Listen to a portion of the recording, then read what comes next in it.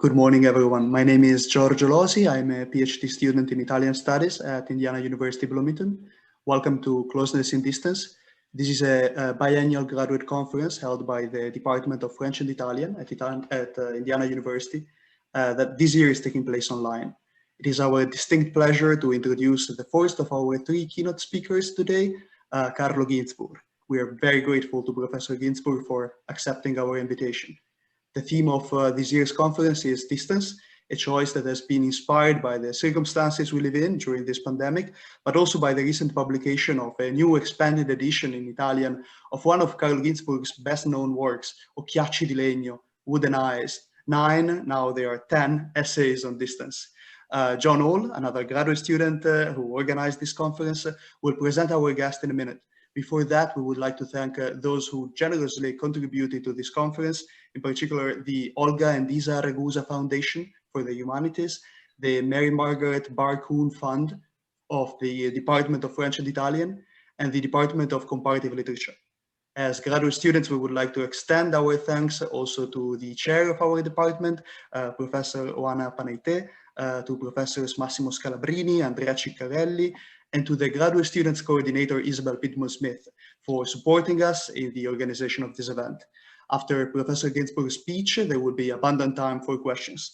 We exhort you to use the chat, or if you prefer, the dedicated Q&A space to post your questions. And John and I will either give you the floor or we will read your question to Professor Ginzburg. Please specify what you prefer in the chat.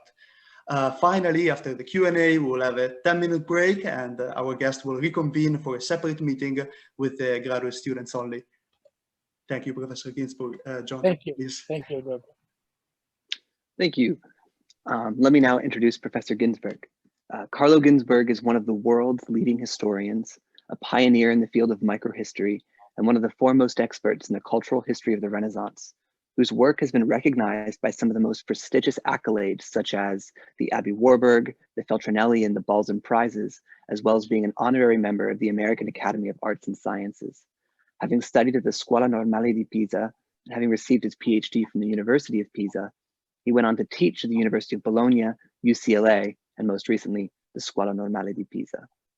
A keen attention to the unexpected and an embrace of human ignorance drives much of his scholarly work, whether it is the examination of a Miller's heretical cosmogony in his celebrated book, The Cheese and the Worms, the intersection of folk traditions and witchcraft in 2 books, The Night Battles, and later Ecstasies Deciphering the Witch's Sabbath, or his studies of 16th century political philosopher Machiavelli, most recently in his 2018 book, Non di Manco, Machiavelli, Pascal. His work is equally interested in questions of methodology, not in contradistinction to archival research itself, but intertwined with it, as his 1999 book, The Judge and Historian, sought to illustrate. Of course, as Giorgio mentioned, his 1997 book, Wooden Eyes, 9 Reflections on Distance, uniquely qualifies him to take up this question of distance in closeness. In the book, Ginzburg reminds us how distance and the analytical effects it brings are often a matter of perspective. In the preface, he writes, "To say that every place in the world is like our place does not mean that everything is the same. It means that we all find ourselves astray, out of place, vis-a-vis some things and some people. Such a phenomenon is only exacerbated by our present condition of quarantine and confinement. Ginzburg's erudition, imaginative research, and exhaustive knowledge of intellectual history make him an exemplary interlocutor on the subject of closeness and distance. With his keynote address entitled, Herd Democracy, Political Communication in the COVID Era, I introduce Professor Carlo Ginzburg. Thank you very much for this generous presentation. It's a real joy to be here and the honor. As the topic of this online conference is distance, I will approach my topic from afar. In 2008, I delivered a lecture at the European University Institute in Florence entitled Fear, Reverence, Terror, Reading Hobbes Today. Let me quote the beginning of my presentation. Next slide, please, I believe.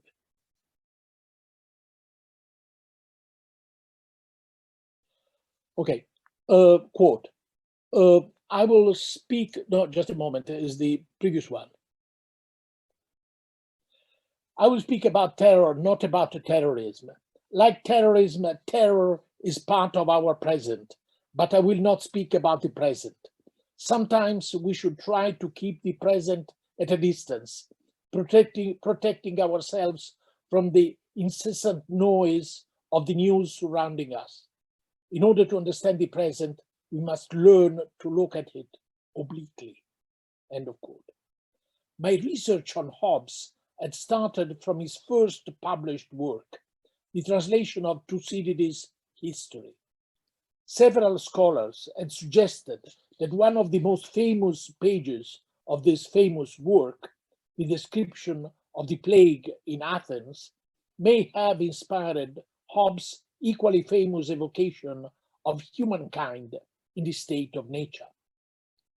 This analogy does not seem far-fetched. According to Thucydides, the Athens plague had dissolved all social bonds. In the state of nature, according to Hobbes, social bonds did not yet exist.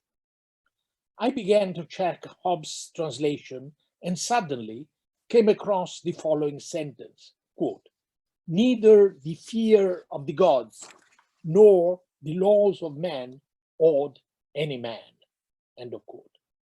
The meaning of the word awe was not immediately evident to me. I checked Thucydides' text and I found out that in the Greek original, there was no trace of a word even vaguely equivalent to it. Clearly, awed had been added by Hobbes. I was intrigued by this detail, as well as by the mixture of fear and reverence condensed in the word awed. I began to reflect on the multiple implications of words related to fear in different languages, a seemingly boundless topic. And then I decided to look for the occurrences of the word awe as a noun or as a verb to awe in Hobbes' works. To my surprise, I discovered that in some of the most crucial passages of Leviathan, the word awe played a crucial role. I will refrain from providing a resume of my research, which focused on Leviathan's front page. We see it. I will simply say that when, a few years later, I decided to include a revised version of my essay in my book entitled Fear, Reverence, Terror, 5 Essays in Political Iconography, I discovered that a German scholar, Francesca Falk, had noticed in Leviathan's front page, next slide, a detail I had missed: 2 tiny figures, a few millimeters tall, on the left side. They represented doctors wearing protruding masks designed to protect them from the plague. Here you can see next a larger image of a doctor wearing one such mask. The 2 tiny figures, Falk argued, confirmed my interpretation of Hobbes' Leviathan. As I just said, in the first version of my essay, Fear, Reverence, Terror, Reading Hobbes Today, I did not pay any attention to that detail. But the germinating cell of my research trajectory, the passage from Thucydides' description of the plague in Athens, as translated by Hobbes, had acted upon me, inspiring the conclusion of my essay, which I will quote in full. Quote, "But somebody could object that Hobbes could help us to imagine not only the present, but the future, a remote future, not inevitable, but perhaps not impossible. Let us assume that the degradation of the physical environment continues, reaching levels today unthinkable. Air, water, and earth pollution would ultimately threaten the survival of every species of plant and animal, including the one named Homo sapiens. At this stage, there would be no alternative to imposing an intensive, extraordinary control over the world and its human inhabitants. The survival of humanity would demand a covenant not so different from the one postulated by Hobbes. Each individual would renounce to his or her liberty in favor of an oppressive superstate, a Leviathan infinitely more powerful than those that emerged in the past. The social bond would unite all in an iron knot, not against impious nature, as the Italian poet Leopardi wrote in his poem La Ginestra, the wild broom, but for the survival of a frail, debased, wounded nature. Let us hope that this hypothetical future will never turn into reality. End of quote. My book, Fear, Reverence, Terror, 5 Essays in Political Iconography, has been translated into several languages, including French. On March 13, 2020, a French online magazine, Le Grand Continent, republished my essay on Hobbes, introducing it with the following remark, quote, "In the age of COVID-19, the author of Leviathan has something to tell us about fear." End of quote. I suddenly realized that my hypothesis about a new, unheard of Leviathan, elicited by unbearable levels of pollution, has acquired a new meaning in the context of the current pandemic. I would have never thought that as a possibility, of course, but then I began to reflect on the analogies and divergences between today's situation and the hypothetical future that hopefully will never turn into reality. I will share with you a fragment of those reflections, which I delivered last year, having participated in a series of online lectures on the current crisis organized by the University of Rome, La Sapienza. This is more or less what I said.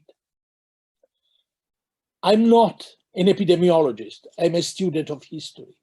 In the course of my research, I've come across famous epidemics of the past, from the plague of 1348 to the Athenian plague of 430 BC, whose description by Thucydides had a deep impact on Hobbes.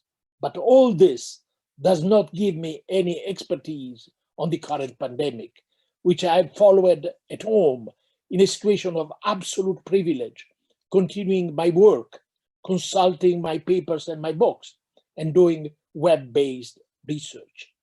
What sparked my curiosity as a student of history was the expression herd immunity, allegedly used, I will explain later the reason for this conditional phrase, by Boris Johnson, Prime Minister of the United Kingdom, in his speech on March the 12th, 2020. Johnson is said to have warned his fellow citizens that the gravity of the situation created by the pandemic would require a very high number of infections, up to 60% of the population, to achieve herd immunity. In the meantime, the meaning of this expression has become familiar to all of us. As soon as it began to be used, it elicited a comment by Francesco Merlo, an Italian journalist, that appeared on March the 19th in the Italian newspaper La Repubblica, in a more or less jestful column entitled Cuckoo. Merlo wrote, quote, "In English, herd immunity is immunity of the livestock. In Italian, herd becomes gregge, flock of sheep, perhaps because it resembles us more. Moreover, we are Catholic and the flock is evangelical. And even in politics, we are always looking for a good shepherd. We feel like lost sheep. We have the bravado of black sheep, but we move like sheep. A month ago, we were sardines, in allusion to the name of a short-lived Italian political movement. And now, with a leap in species, we are all sheep." End of quote. A witty comment, but one that should be taken with a pinch of salt. "I am the good shepherd," says Jesus, John 10:11. And this applies not only to Catholics, but to Christians. Moreover, Jesus, according to John's Gospel, echoes Psalm 23, "The Lord is my shepherd, I shall not want." So the God as shepherd is also part of the Jewish tradition. This is not enough. The expression shepherd of the people is also found in Homer's Iliad. We are therefore faced with a metaphor widely shared by Mediterranean cultures.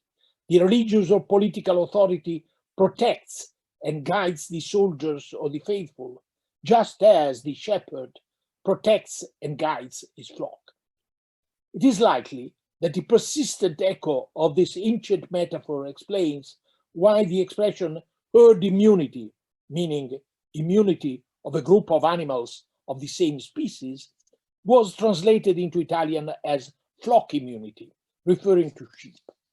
A translation as herd immunity would have introduced in today's Italian a negative nuance absent in the term herd.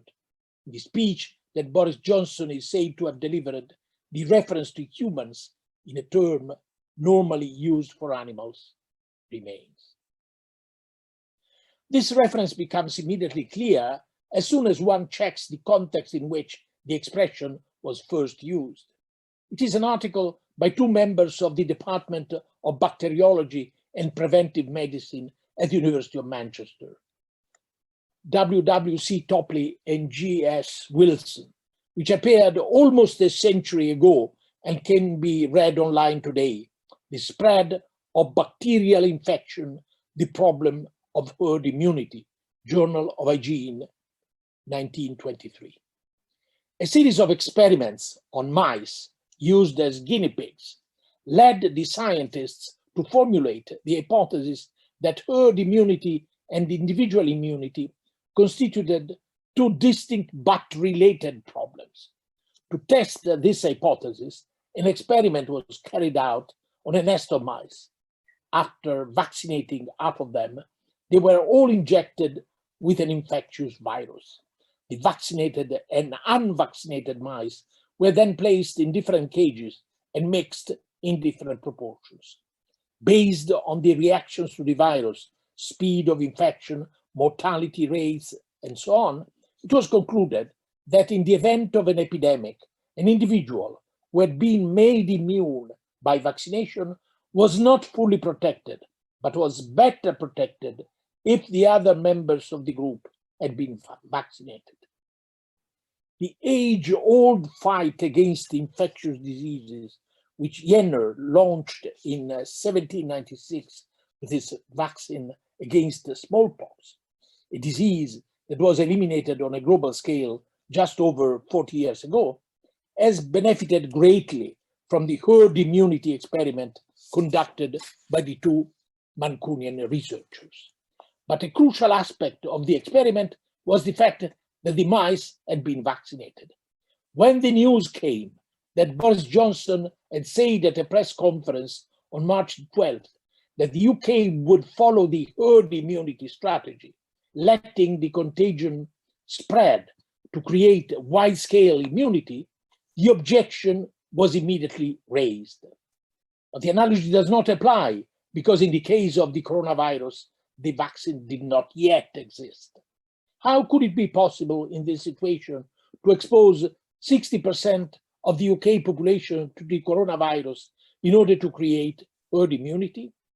Faced with these objections, Boris Johnson was, as you will remember, himself infected by the coronavirus and put in intensive care, had to backtrack. When on May the 11th I was invited to participate in that series of lectures on the crisis, I proposed the theme, a herd democracy, ending with a question mark, because it seemed to me that the topic had political implications well worth exploring. The question formulated in the title was first of all addressed to myself, because I had not yet done any research on the subject I was proposing. But when I started to explore the web, I was confronted with something unexpected. In a page of the digital newspaper Atlantico, dated April the 3rd, a communications expert named Massimiliano Bolondi made a full frontal attack on the UK government's, quote, fanciful narrative about the alleged U-turn and reverse.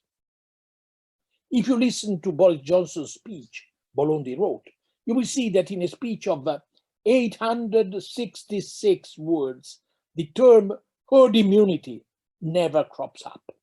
I watched the video, listened to Johnson's very short speech, and when I got to the end, I thought, Bolondi is right. The theme I had proposed for my presentation, herd democracy, crumbled in my very hands. Fortunately, I thought, I had added on a question mark. But immediately I say to myself, so we are in the presence of fake news, meaning attributing to Boris Johnson an agenda that he never formulated. It may be instructive to try to understand how this myth came about. Breaking down fake news means using philology, starting from the most elementary level. Massimiliano Bolondi, a communications expert, enclosed a translation of Johnson's speech in Italian to help dismantle the fanciful narrative. I transcribe an excerpt, quote, "This is the worst health emergency of this generation. Some people compare it to the normal seasonal flu, but that is not correct. Also because of the lack of herd immunity, it is much more dangerous and will spread further.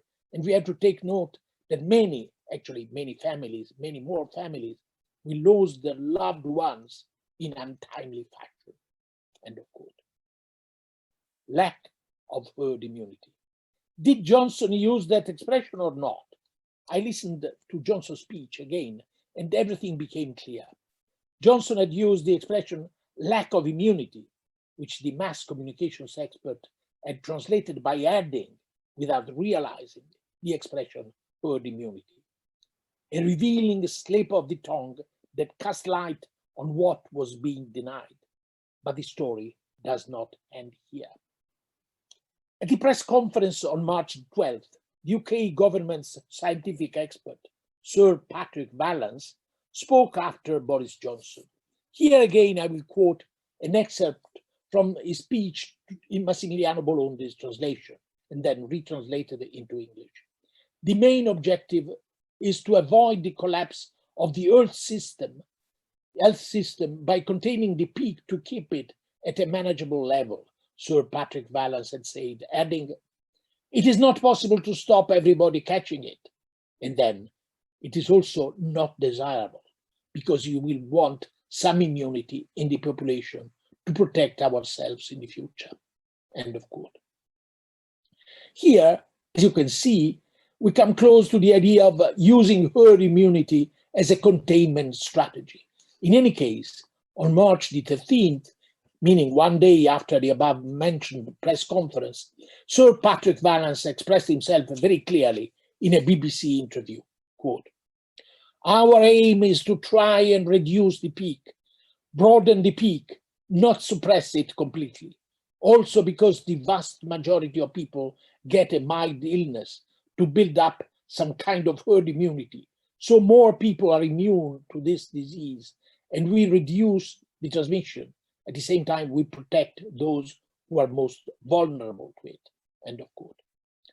Behind this strategy, because it is clearly a strategy, is the specter of the collapse of the Italian health system in the face of the coronavirus epidemic, which started with a cluster in Lombardy in March 2020. To avoid this disaster, the British government had decided to control the spread of the epidemic by diluting its spread over time. This was where the idea of using the spread as a means of immunity came in, exposing 60% of the population to contagion in order to protect the weaker sections of the population. So, not closing schools, keeping pubs open, allowing crowds of people to gather, considered less dangerous than small family gatherings, and so on. This strategy was abandoned just a few days later. But how much did pressure from industrialists, the same pressure which in Italy presumably influenced the government's decision not to isolate the two Bergamasque municipalities of Nembro and Alzano, where the virus first exploded, count in the initial decision to keep everything open? This is a question that remains unanswered for now. There is no doubt, however, that Boris Johnson and his government have made a significant U-turn, which incidentally, the aforementioned expert in mass communications, who should perhaps be branded as a producer of fake news, had vehemently denied. But the sequence of events speaks for itself. On March the 16th, the research group of Imperial College in London published a document claiming that this strategy aimed at mitigating, not eliminating the epidemic, would have led to 250,000 deaths in the United Kingdom. The paper had a huge and immediate echo.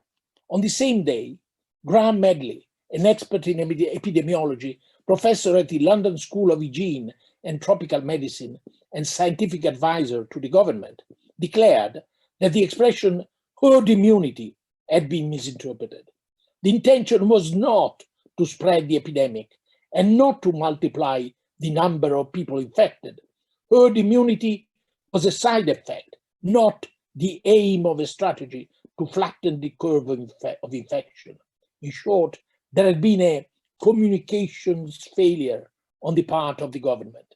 And so, on March 23, after the announcement of the closure of schools, the lockdown was enforced in the United Kingdom. Too late, according to many experts. On March 27, Boris Johnson tested positive for the coronavirus. His health conditions worsened. He was put into intensive care and left hospital on April 12th.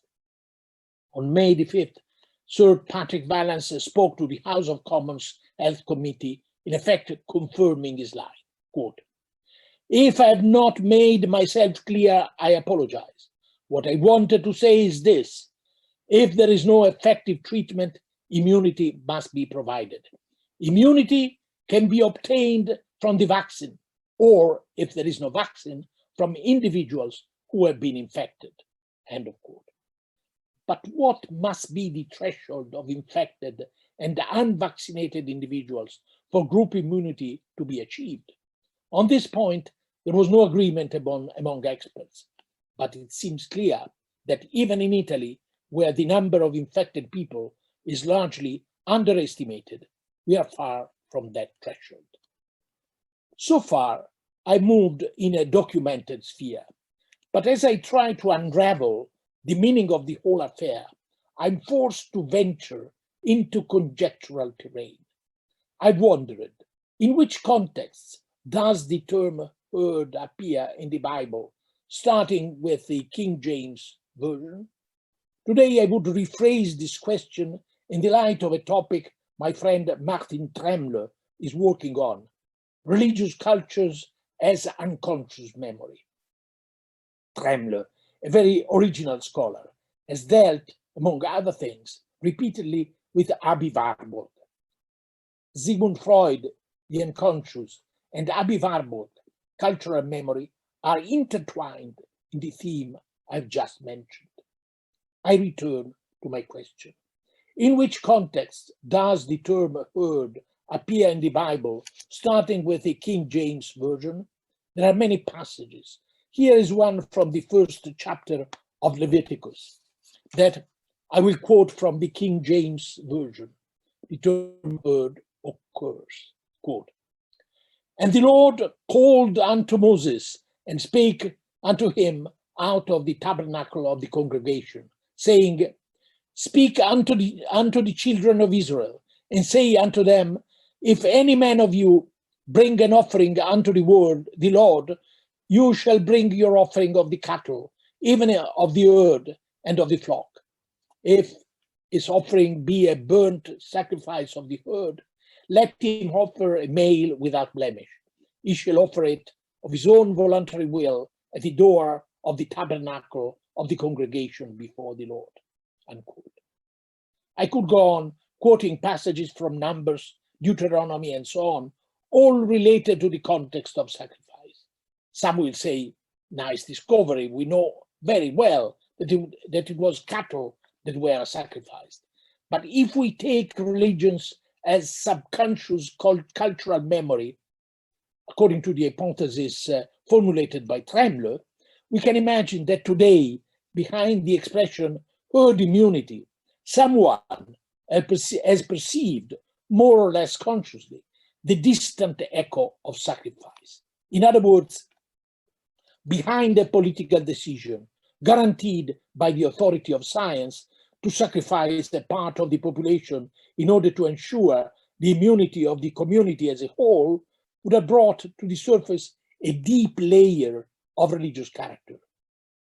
Those who see in secularization a process of appropriation, millenary, contradictory, and unfinished, of the instruments of religion by political power will be willing to consider this hypothesis. In the passage from Leviticus that I just quoted from the King James Version, you may have noticed the word sacrifice, which in the Italian translation labeled Jerusalem Bible is translated as Holocausto. In English-speaking countries and in Italy as well, the word Holocaust is often used to denote the extermination of the Jews by the Nazis. This usage seems to me, as it seems to many, intolerable. The comparison between extermination and religious sacrifice is insulting, both for the victims and for religion. But research into the expression of herd immunity and its implications has led me to reread from a somewhat different perspective a troubling passage quoted many times by Primo Levi. In If This Is a Man, Se Questo È un Uomo, he compared Auschwitz to, quote, a gigantic biological and social experiment. Let thousands of individuals differing in age, condition, origin, language, culture, and customs be enclosed within barbed wire and there be subjected to a regular, controlled life, which is identical for all and inadequate for all needs. No one could have set up a more rigorous experiment to determine what is inherent and what acquired in the behavior of the human animal faced with the struggle for life. End of quote. Men, women, and children used as guinea pigs in a scientific experiment, or supposedly so. Am I suggesting that the attempt to apply the strategy of herd immunity in the case of the coronavirus can be remotely compared to the horrendous Auschwitz experiment, as Primo Levi called it? Not in the least. On the contrary, I think that the failed attempt to apply herd immunity is a case exemplary in its own particular way that shows the inconsistency of using Auschwitz as a biopolitical paradigm to interpret the contemporary West. Giorgio Agamben, who put forward this proposal in his Homo Sacer, insisting on the, quote, intimate solidarity between democracy and totalitarianism, end of quote, finds himself today in the front line among those who have denied the existence of the coronavirus, not an accidental coincidence. The refutation of negationism in purely linguistic terms, which Agamben formulated in his book, Ciò che resta di Auschwitz, What Remains of Auschwitz, already implied an explicit rejection of the factual control that lies at the heart of scientific knowledge. All distinctions disappear, erased by an apocalyptic gaze cast over contemporary reality. A minimal example. To compare, as Agamben has recently done, the professors who, in the situation created by the coronavirus, have agreed to teach via the web, with Italian professors who agreed to swear an oath of allegiance to the fascist regime, is simply grotesque. But the trivialization of fascism is, perhaps, the inevitable result of the loathing for specific differences and what they imply. Why was the attempt to use the UK population as a test case for the herd immunity strategy in the absence of a coronavirus vaccine thrown out? I would answer this question with an obvious consideration. Between Boris Johnson's government and Viktor Orban's regime, there is ultimately a substantial difference. The disparaged parliamentary democracy has given the opportunity to register on a political level the objections vis-à-vis the validity of that project on a scientific level. The state of exception linked to the coronavirus opens up a series of possibilities which authoritarian regimes, I've cited the Hungarian case, which is not the only one, have tried and will try to take advantage of. All this is well known, although luckily, for the time being, we are far from being confronted with a leviathan on the world scale. Of course, we must avoid looking at reality through categories such as modernity or globalization, which explain both everything and nothing. What will happen is largely unpredictable, as suggested by the question mark I included in the title of my presentation, Her Democracy? But we should not be under any illusions. The future is bleak. It is possible that parliamentary democratic regimes, with all their limitations, will turn into plebiscitary democracies rooted in the web. In them, the herd would reappear, but without question marks.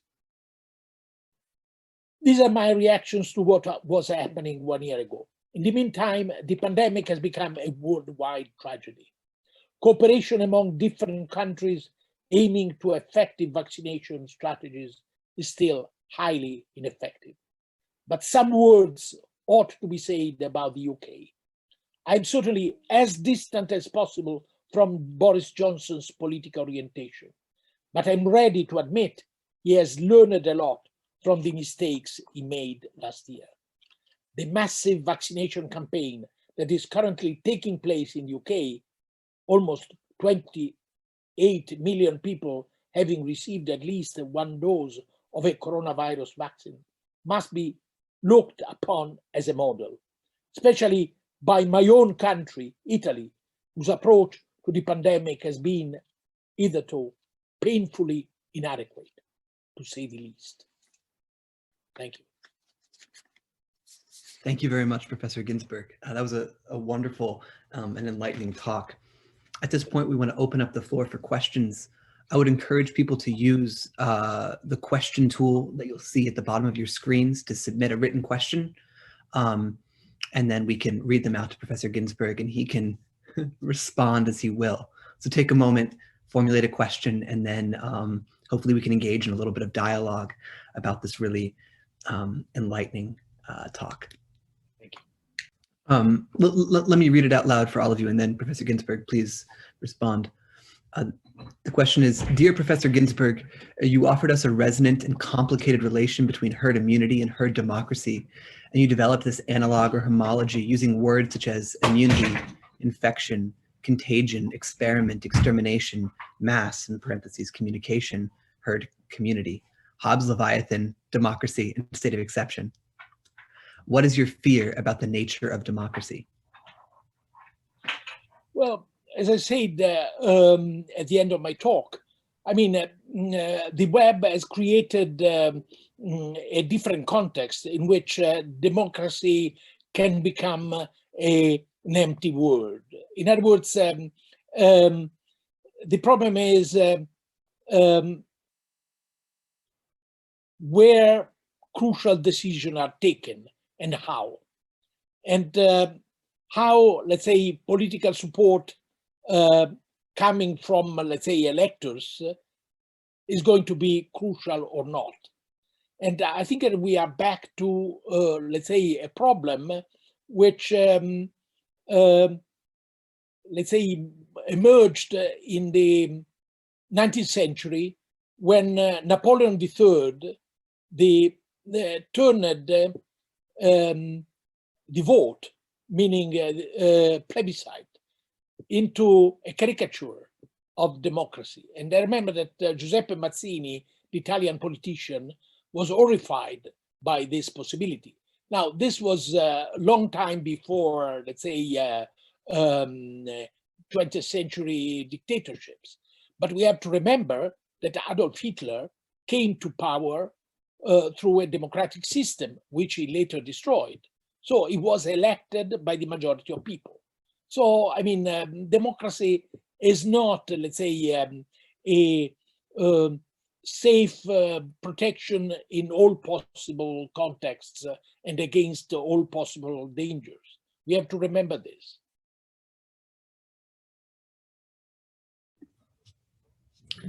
Thank you. We've received a few more questions, so let's keep going. It looks like we're going to be able to have an engaging dialogue. Our next question comes from Francesco. He asks, first he starts by saying, thank you for your presentation. Your observations about religious language and imagery that emerged from the public discourse about the pandemic is very fascinating. Recently, he says, I have been reading articles highlighting how the current mainstream media discourse about science, especially in relation to vaccines, is often accompanied by a language that is deeply religious. We need to have faith in science. Whoever has doubts is deemed as somehow heretic or heretical.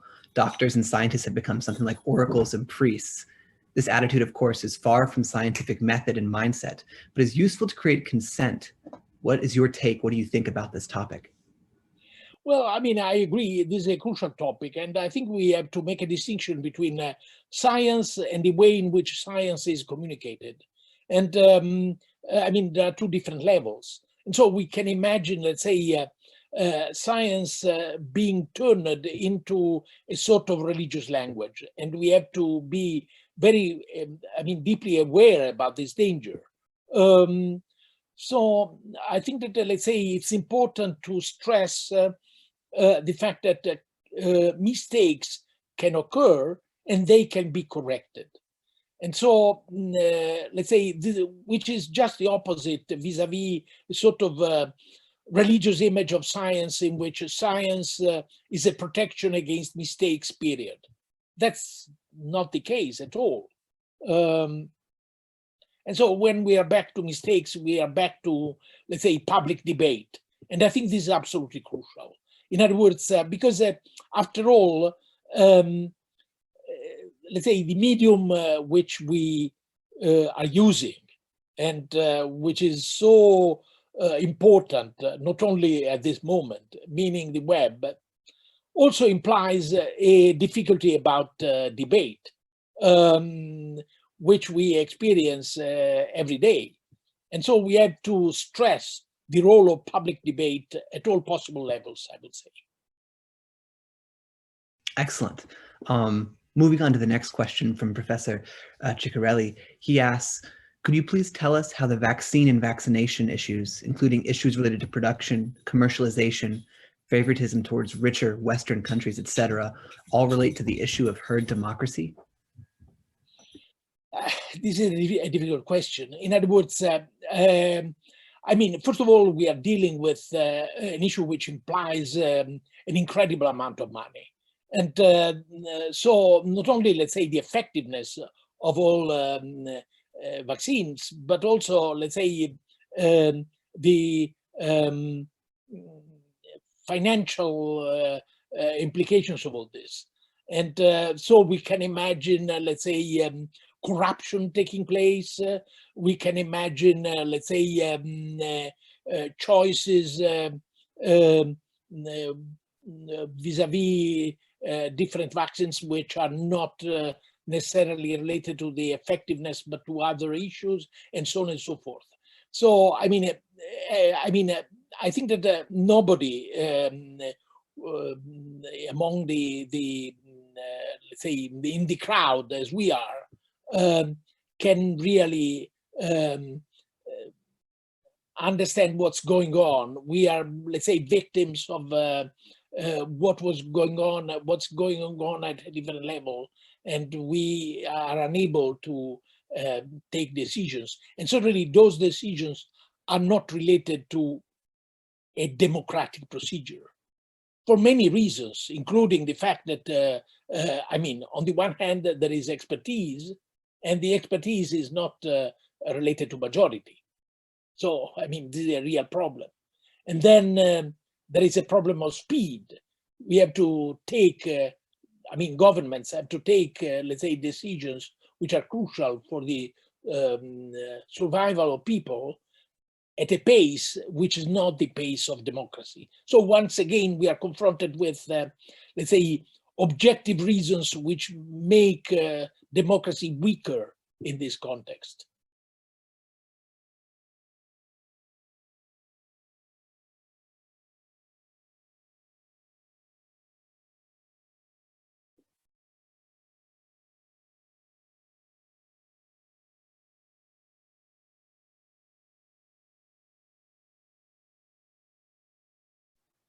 I think there's one, no.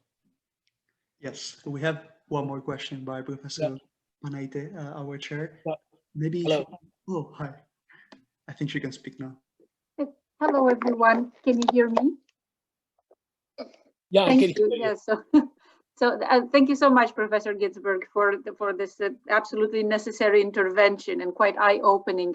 So I was wondering if you would care to elaborate a bit more on the comments you made about the need to revise our views on the sort of all-encompassing passe-partout concepts like globalization or modernity that help us, explain everything and nothing in the end, and can also lead to quite dangerous confusions, as you pointed out, bringing together or seeing under the same angle democracy and totalitarianism, radical critique of the contemporary period, and negationism.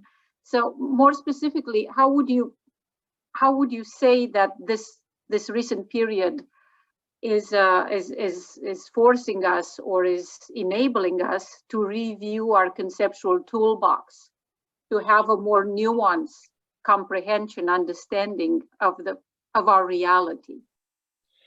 Okay, thank you for your question. Well, I'm, let's say, skeptical vis-a-vis most of those notions, even if some of them are in a way unavoidable. But let's take a notion like modernity. I think this is absolutely empty. It has been used, here we have to make a distinction which I'm very fond of, the distinction between ethic and demic levels, which was put forward by Kenneth Pike, the American linguist and anthropologist and Protestant missionary. And he made a distinction between the ethic level, meaning the categories used by the observer, and the emic level, the categories used by the actors. Now, I've been working on this, and I tried to rework Pike's distinction. But if we take modernity and we look at it in the light of this distinction, we can say, okay, well, actors have been using modernity since, well, in fact, a couple of centuries. And so this was also a political weapon, but from an analytic point of view, meaning the point of view of the observer, what does it mean, modernity? It can be everything. So we read actually famous books on saying, but modernity led to Auschwitz, for instance, or modernity led to secularization. So it can be, just everything. So I think that we may start from this word and then say, okay, let's try to be specific. Let's try to use a category which would be analytic enough. And I think this back and forth between, let's say, the ethic and the emic level should be at the core of any, not only of historical research, but also, let's say, of any reflection on reality. So, yeah, I think that, let's say, we can say, okay, we live in a world which is a global world to a certain extent, no doubt. And we have been able to see this in this pandemic, how, let's say, informations were, let's say, available nearly in real time, also manipulated informations. But then we have to test in detail what global means, because after all, global can be taken as something which abolishes social and economic hierarchies, and this would be a disaster from a conceptual and political point of view. Thank you.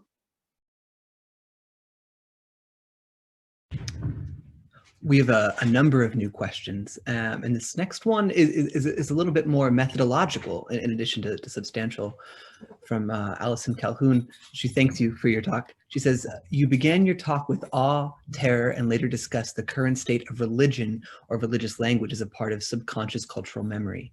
You've also said that you are not a scientist, therefore presumably also not a psychologist, but a student of history.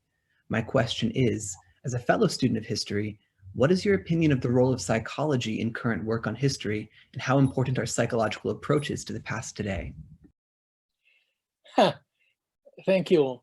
Good question. Well, I mean, I must say I'm interested in psychology and even more in psychoanalysis, but I'm very skeptical about the use of psychology made by historians, especially on an individual level. Well, on an individual level, but also, let's say, on a larger level, let's say on a broader level.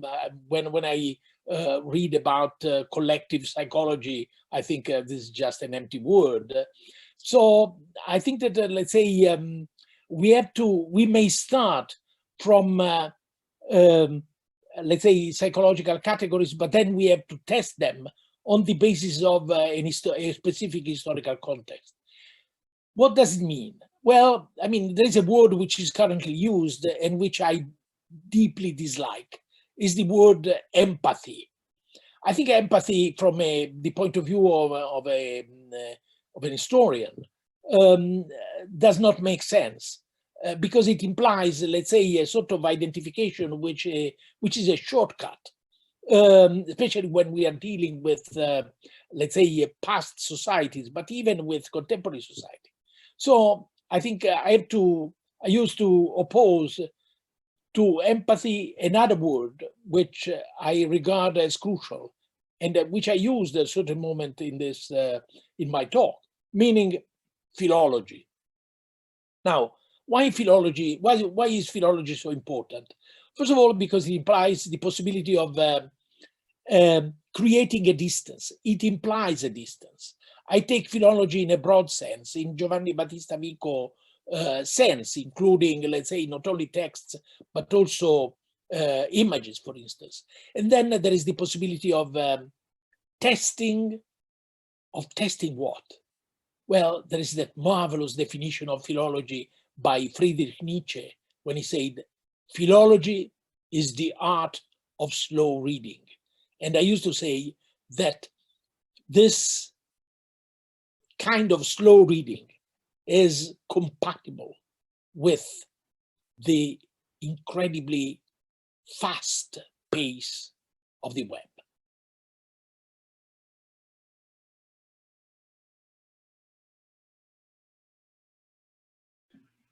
Perfect. Shall I read the next question by Joan Turk? The question is, thank you for this inspiring reflection. Isn't a consequence of what you're saying that we have to accept that democracy is a political form that has many more preconditions that we assume, just as it is becoming evident that voting alone is not enough, but requires a certain culture? Biotechnology seems to also be a condition, but of course, it should become a reflected part of the process of democracy rather than a technocratic condition of possibility. The left, at least in the US, is going that route, give over to science, which I think as a threat to democracy, though a less grave one than the right. Well, I mean, let's try to reflect on the implications of the web from a political point of view. Because you mentioned, I mean, the new technological context in which we live and act. Now, to say that the web is democratic in itself seems to me unacceptable. In fact, I mean, a sophisticated use of the web which is something I'm really very keen of, and it's something on which I reflect a lot, in fact implies a previous education. And so it implies, let's say, a society which is unequal, and in which, let's say, the access to culture is related to social inequality. So it seems to be a kind of vicious circle. But we can say, okay, in order to create a background which implies the possibility of having a more sophisticated access to the web, we need human intermediaries, teachers, at all possible level. So I think that, let's say, more than ever, schools and real teachers in real situations, which are now in most of the world impossible, are absolutely crucial.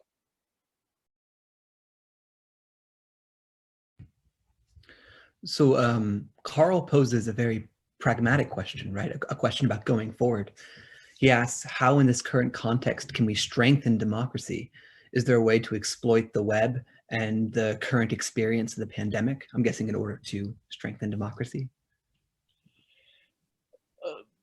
Yes, but I mean, I have no answer. I mean, I think that it would be important to, let's say, to spread the awareness of, on the one hand, the need for democracy, and also to be realistic. I mean, to see how democracy is threatened by not only the pandemic, but also by, let's say, a sort of, let's say, of the use of the web as a controlling instrument.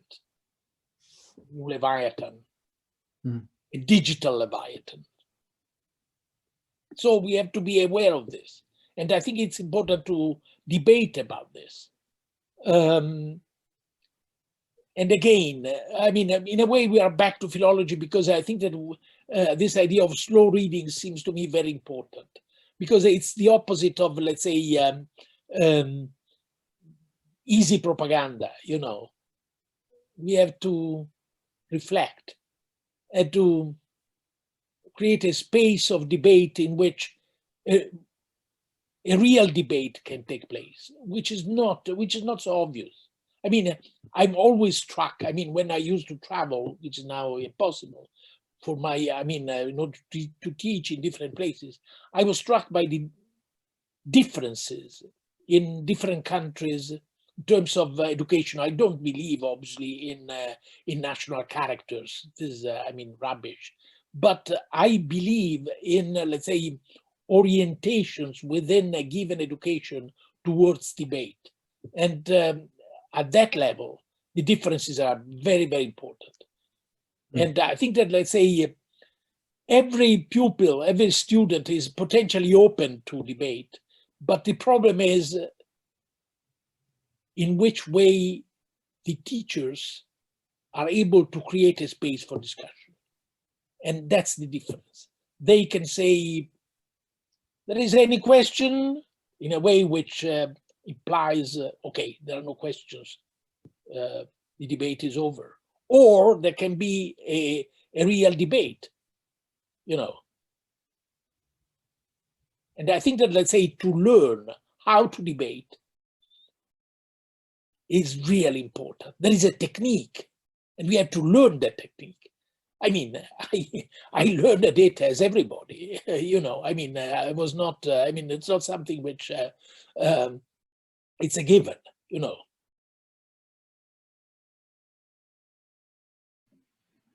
Maybe we can read the next two questions together. There is one that I guess everybody can see in the Q&A space about Machiavelli. What would Niccolò Machiavelli think of this instrumentation of science by politics? And the following question is about Hobbes and how plagues haunted Hobbes' thought, especially if his vision of the social contract was affected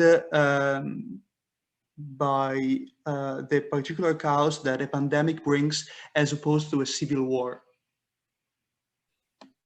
Well, I think that, let's say, Hobbes read Thucydides and as a kind of mental experiment. In other words, I started to think about the plague in Athens as a possibility, as a model not in a sense of, let's say, sort of exemplary situation, but as a maquette, as the French would say. In other words, as a simplified model of what a situation could be. In that case, for Hobbes, it was, let's say, the state of nature as a mental experiment. And I think this is absolutely fascinating. And so then he tried to adapt this to, let's say, assumptions which were not to see these assumptions. And then he also reflected, obviously, on the Civil War. So we have a kind of back and forth between, let's say, real experience and mental experiment, which is fascinating. I forgot about Machiavelli. Well, I mean, I think that Machiavelli, well, it was not, let's say, living in a context in which science, as we would say, was part of the political reality. But we could say, and this would be a kind of translation of Machiavelli's language, that his approach to reality was tendentially a scientific approach, in quotation marks. But I mean, this would be a bit anachronistic. So we have to go back to Machiavelli's text to see what kind of language he used in order to describe his own approach to reality. For instance, I mean, this is a famous text which I also commented upon in the dedicatory letter to the prince. He said, well, I'm a man of the people, I'm not a prince, but I will do as i pittori di paesi do. So as painters making landscapes do, they look at reality from a distance. And so I will do this with political reality. Now, it has been suggested a long time ago, and I think that this suggestion is extremely convincing, that this reference to pittori di paesi, to painters making landscapes, was in fact a reference to Leonardo da Vinci, because Machiavelli met Leonardo at the court of Cesare Borgia in Imola. And in fact, there is, this is my suggestion, there is a splendid, famous drawing by Leonardo, a map of Imola seen from above. Again, this is also a mental experiment, but translated into a visual artifact. So a bird eye image of Imola. And I think that Machiavelli was fascinated by this. Thank you. We have another question. Do you think that social media played a role similar to religious and popular belief during the plague in the Middle Ages? Social media as a way to spread fake news and raise strong feelings among the population, such as no-vaxxers. The fact that nowadays the knowledge is more available through the internet gives the idea that everyone can understand and have strong opinions on complicated medical issues, becoming potentially a risk for the safety of the community. And do you think that this phenomenon could affect the concept of democracy, or perhaps the outworkings of democracy? Well, I mean, thank you for the question. I mean, I reflected on this analogy, and I suggested that fake news should be looked at as a vecchia storia nuova, an old news story. And in that sense, I went back to, let's say, what I worked on in the Middle Ages, and especially the 1348 plague, and the let's say search for the responsibles of the plague, and in Western Europe, the target were especially Jews. And this, in a way, was a link in a longer trajectory, which started in France in 1321, when a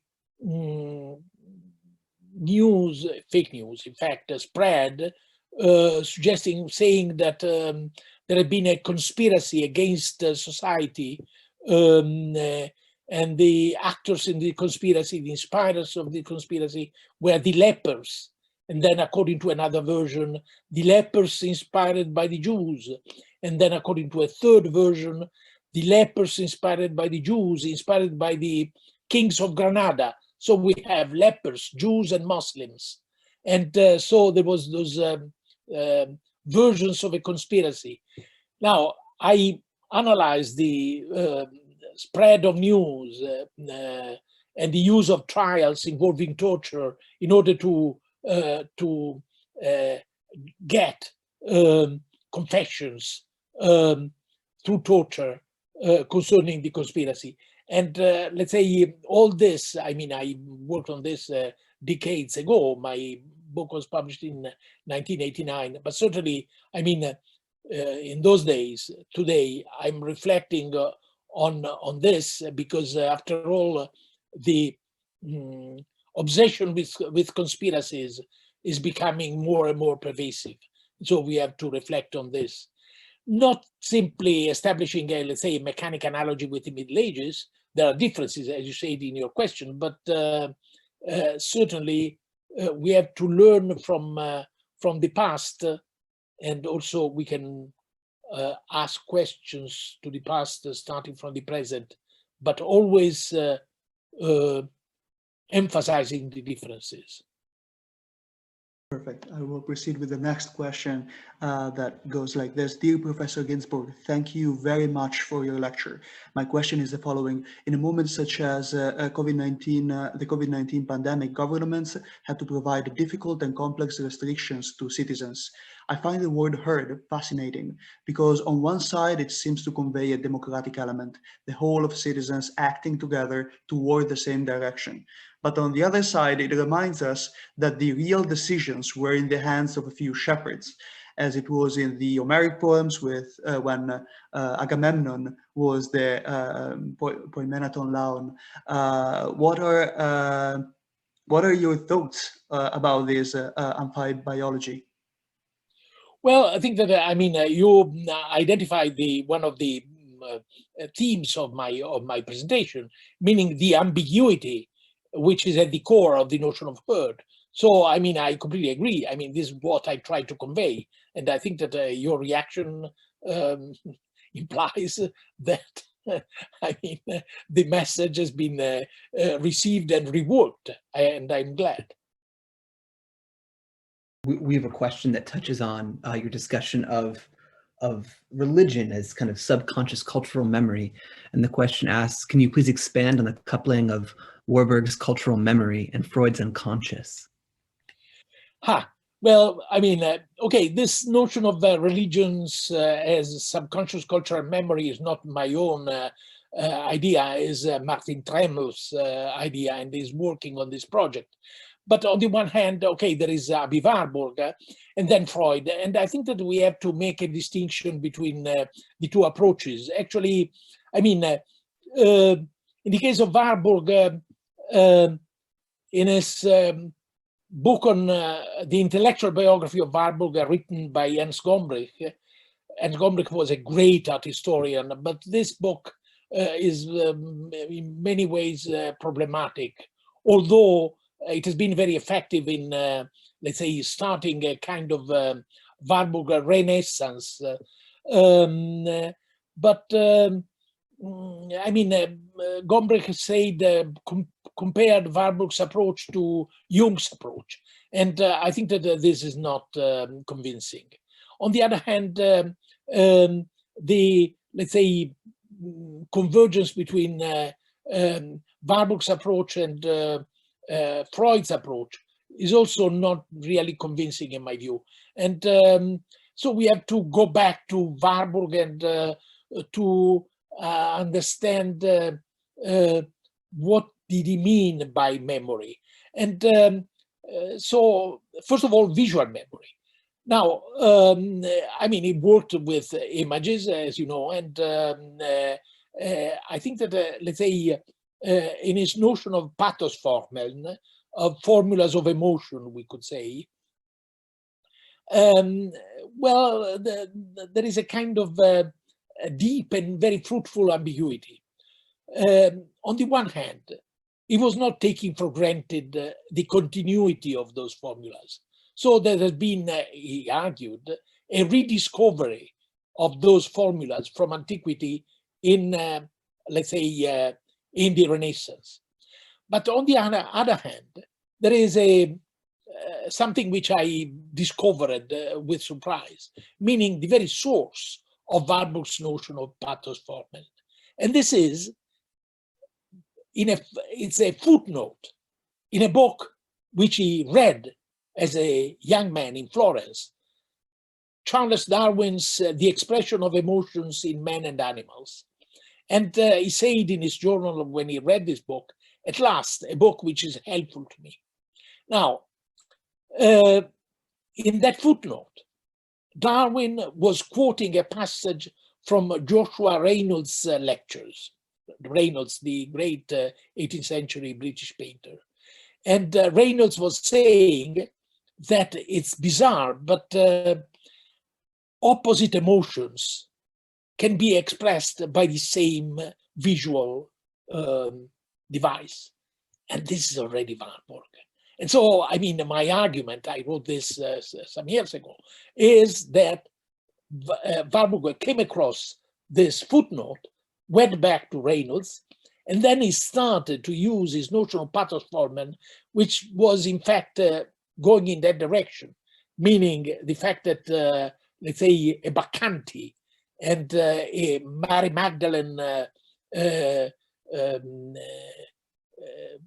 in a complaining Jesus' death are, let's say, in a way can be visually convergent, although the emotions implied in both cases are not only different but opposite.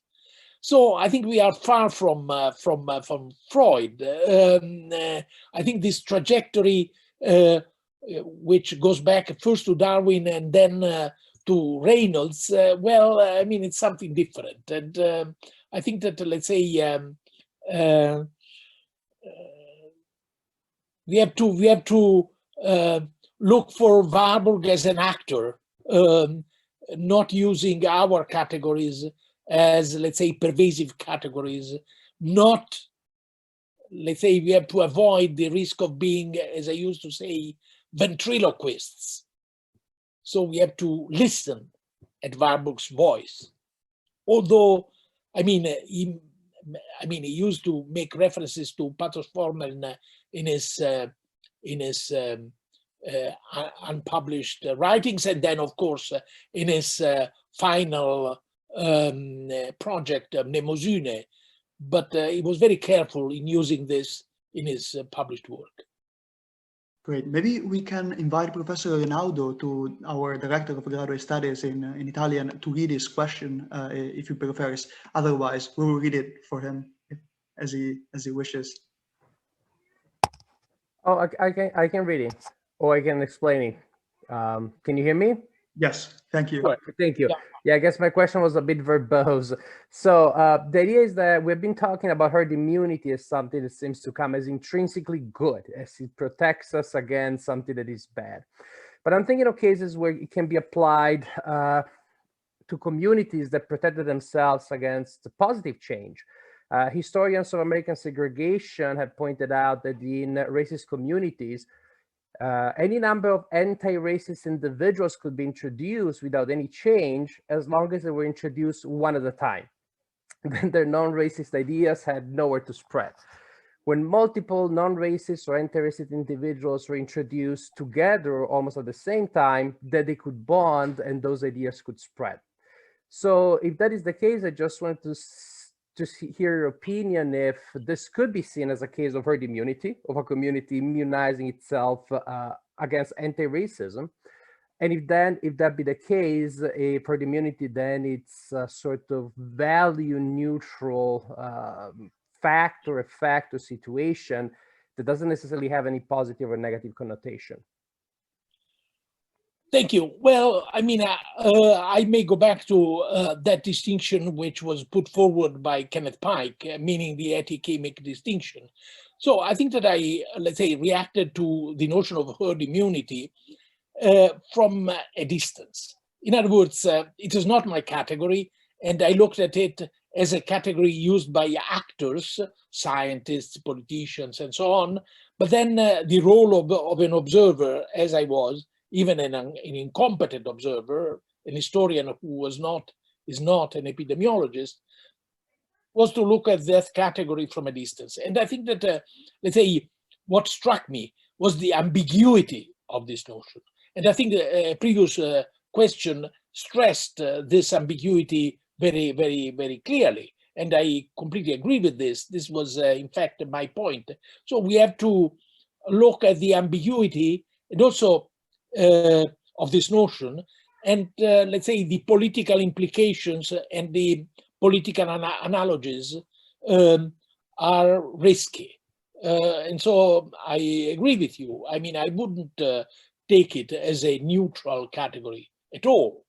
But I think it's important to look at it on the one hand, trying to look at the contexts in which it has been used, by whom, and then there is, let's say, the subconscious or unconscious implications which we can try to identify.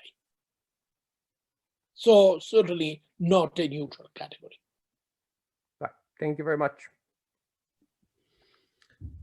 For our final question, we have a question that very well reflects what you just said when you talked about approaching this category of herd immunity from a distance. And this question comes from Professor Massimo Scalabrini, and he asks, would you like to reflect once again, in light of the historical moment in which we live and in the wake of your talk and your evocation of terms such as philology, debate, learning about trial and error, on the cognitive value of distance?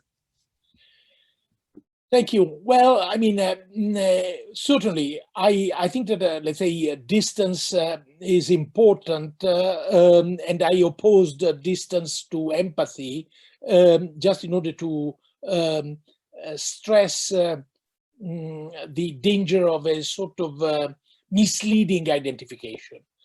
On the one hand, in my Wooden Eyes volume, I also reflected on cases in which, let's say, an excess of distance can imply a lack of compassion.